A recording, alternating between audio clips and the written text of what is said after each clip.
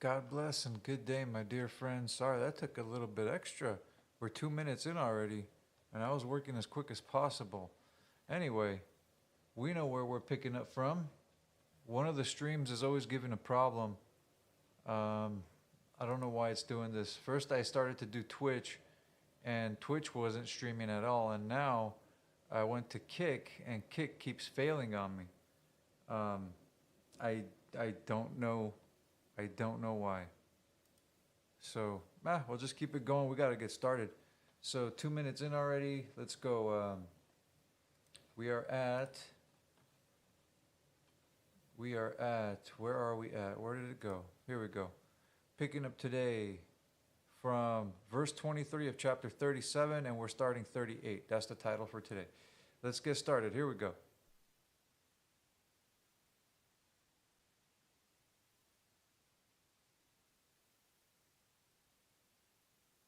Some time later, Joseph's brothers had gone to pasture their father's flocks near Shechem.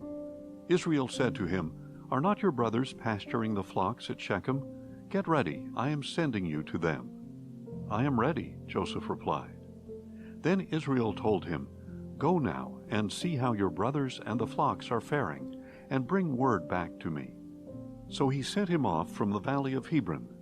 And when Joseph arrived in Shechem, a man found him wandering in the field and asked, "What are you looking for?" "I'm looking for my brothers," Joseph replied. "Can you please tell me where they are pasturing their flocks?" "They have moved on from here," the man answered. "I heard them say, 'Let us go to Dothan.'" So Joseph set out after his brothers and found them at Dothan. Now Joseph's brothers saw him in the distance, and before he arrived they plotted to kill him. "Here comes that dreamer," they said to one another. "Come now, let us kill him and throw him into one of the pits. We can say that a vicious animal has devoured him. Then we shall see what becomes of his dreams." When Reuben heard this, he tried to rescue Joseph from their hands. "Let us not take his life," he said. "Do not shed his blood. Throw him into this pit in the wilderness, but do not lay a hand on him." Reuben said this so that he could rescue Joseph from their hands and return him to his father. So when Joseph came to his brothers, they stripped him of his robe, the robe of many colors he was wearing, and they took him and threw him into the pit. Now the pit was empty, with no water in it. And as they sat down to eat a meal, they looked up and saw a caravan of Ishmaelites coming from Gilead. Their camels were carrying spices, balm, and myrrh on their way down to Egypt. Then Judah said to his brothers, "What profit will we gain if we kill our brother and cover up his blood? Come, let us sell him to the Ishmaelites and not lay a hand on him, for he is our brother, our own flesh." And they agreed. So when the Midianite traders passed by, his brothers pulled Joseph out of the pit and sold him for 20 shekels of silver to the Ishmaelites, who took him to Egypt. When Reuben returned to the pit and saw that Joseph was not there, he tore his clothes, returned to his brothers, and said, "The boy is gone. What am I going to do?" Then they took Joseph's robe, slaughtered a young goat, and dipped the robe in its blood. They sent the robe of many colors to their father and said, "We found this.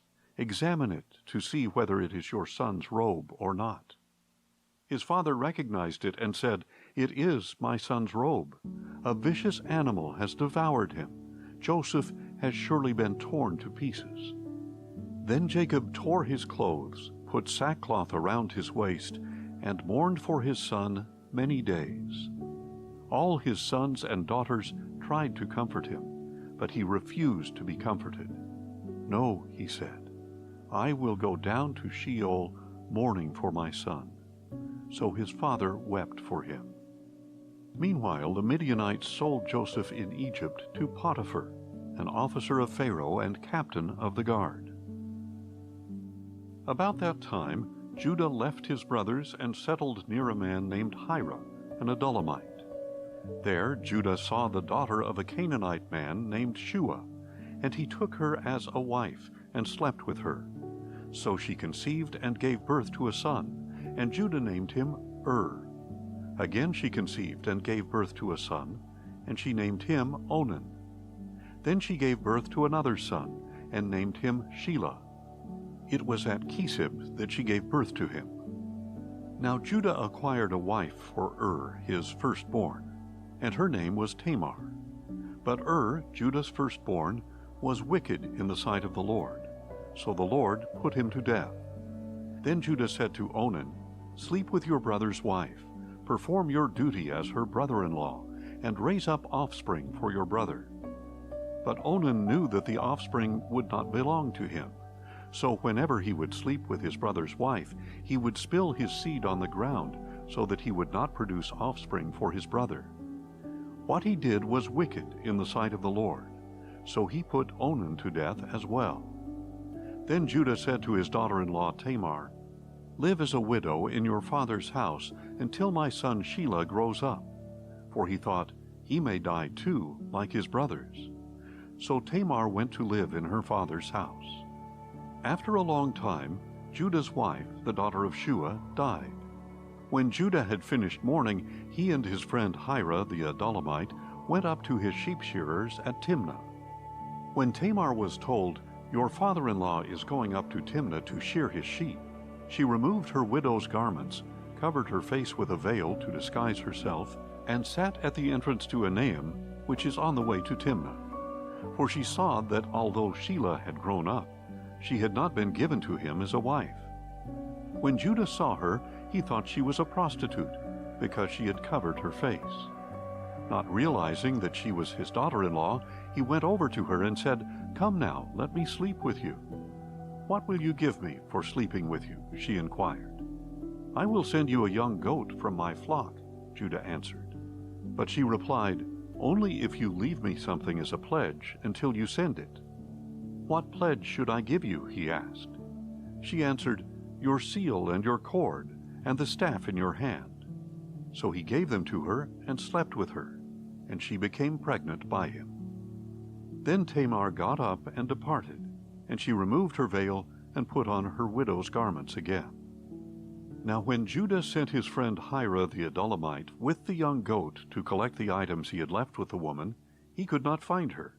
He asked the men of that place, "Where is the shrine prostitute who was beside the road at Enaim?" "No shrine prostitute has been here," they answered. So Hira returned to Judah and said, "I could not find her, and furthermore the men of that place said, 'No shrine prostitute has been here.'"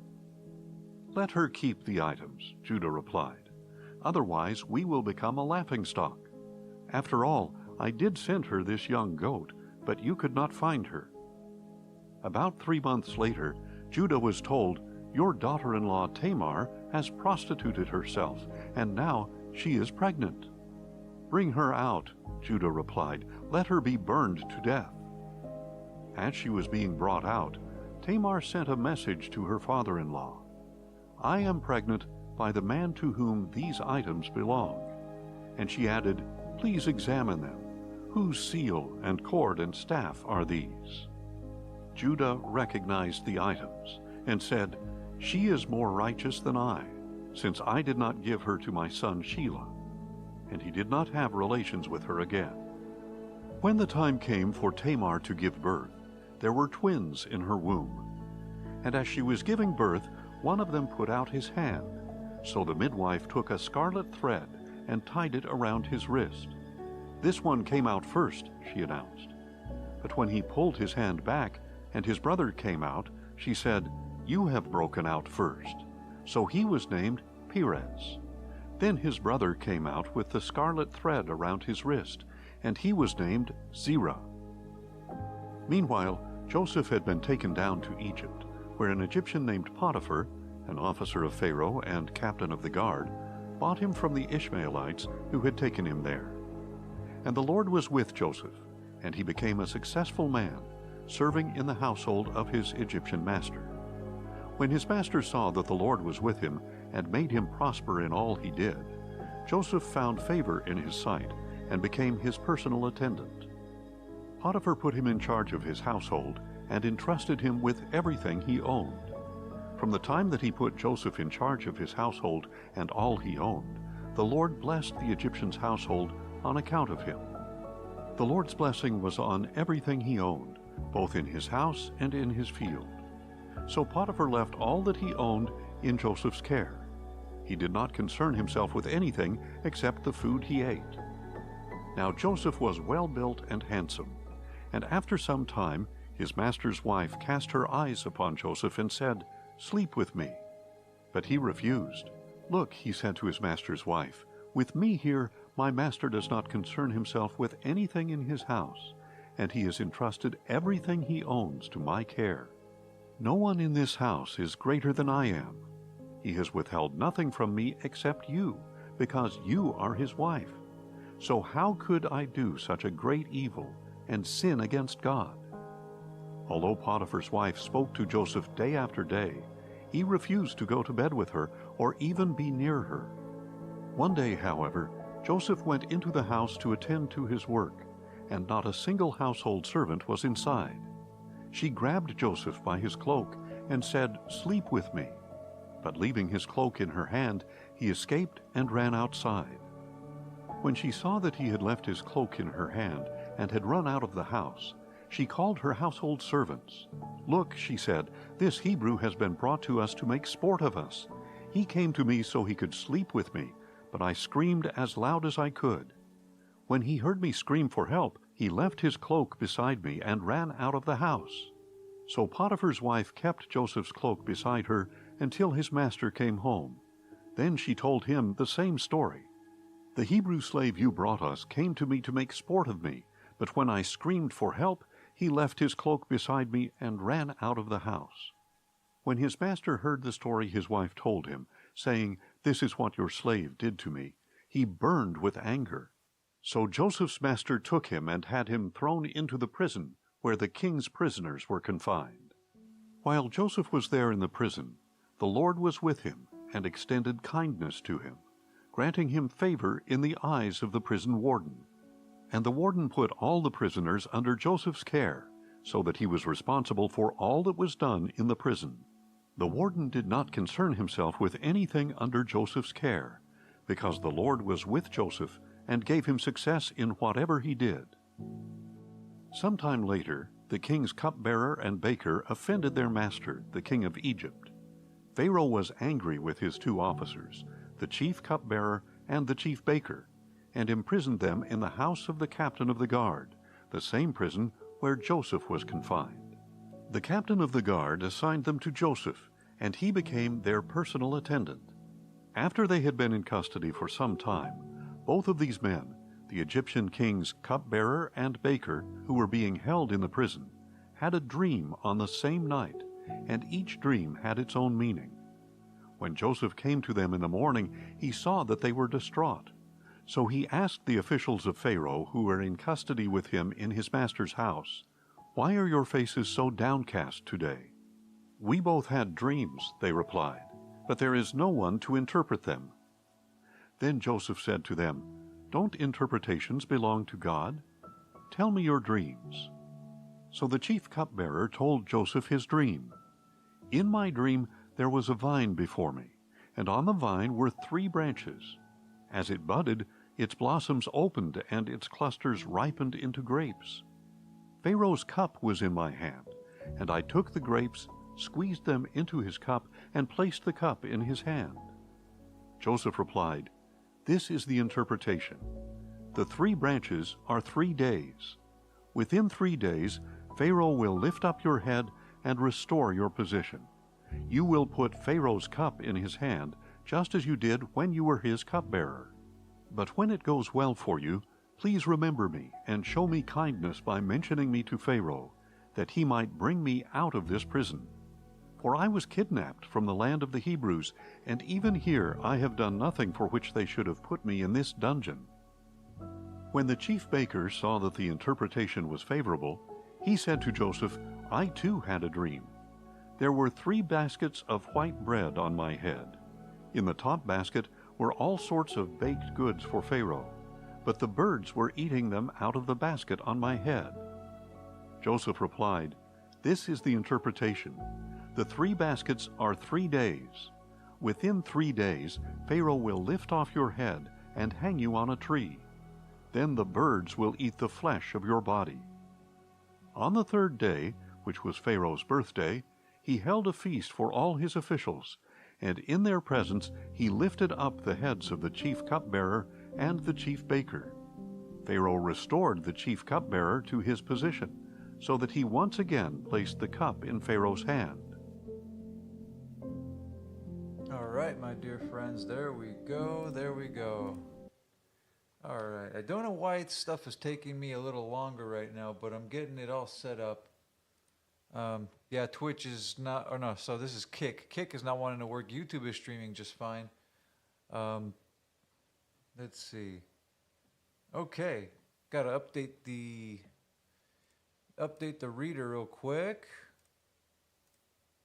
So, we just finished with Tamar. I think God rewarded her zeal for his law and her wanting to have children to continue Judah's line with the twins. Grok is doing a great job. I'm loving what Grok is doing this past couple days. Awesome images there. And let's see. We went to Joseph. Remember this. That story comes as kind of like an excerpt out of nowhere. So remember when, I keep telling you this, if I hear something, I'm going to give credit where it's due. I heard this the first time from Rob Skiba. God bless him. He said when you're reading the Bible and then all of a sudden you find like a story pops out of nowhere, that's usually because it's extremely important. And you will see why with Tamar it's so important. So we just finished it. She was rewarded for her zeal for God's law to continue the lineage of Judah. And then go straight into Joseph. Now with Joseph, it is unfortunate. It even says the false imprisonment of Joseph. But right away, the theme is very apparent. This always happens with God's children, those who are faithful to him. In times of hardship, God is always with them. They always prosper. That is the story of the Bible, my friends.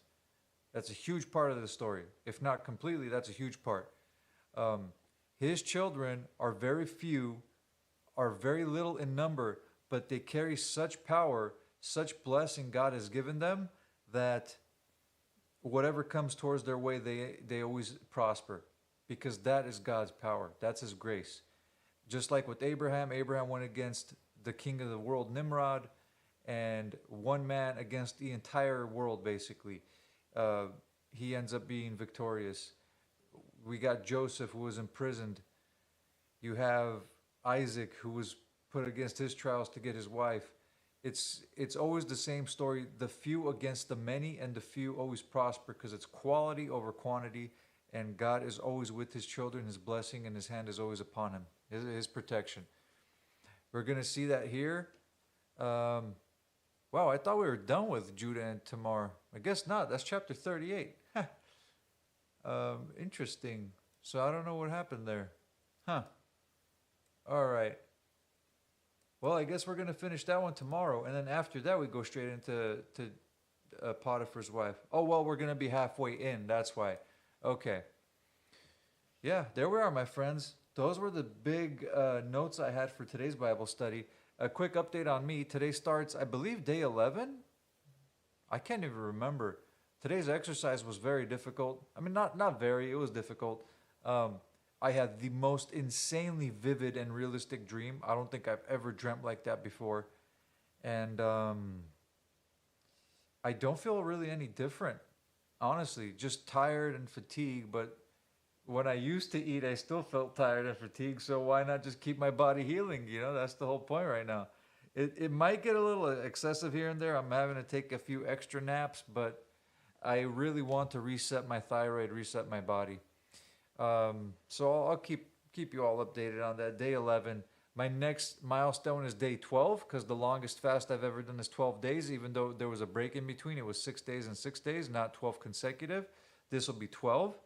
After 12, my next milestone is going to be 14 days, and then next after that is 15 days. 15 is half of 30, 14 is 2 weeks. And I'll keep putting up my little goals here and there. Well, there you are. There you are, my dear friends. As always, God bless you all and your families. I hope you're doing well. Destroy all pride and vanity from within by remaining humble and ready for self-sacrifice. Be grateful for absolutely everything and tell your family and your friends you love them dearly. So may the Lord God bless you and keep you. May he make his face shine upon you and be gracious to you. May he lift up his countenance upon you and grant you peace. We pray in the name of the Prince of Peace. Amen. And God bless my friend Emma in the Twitter space. That does it for all of us today, my dear friends. Until God willing, tomorrow around the same time. Take care.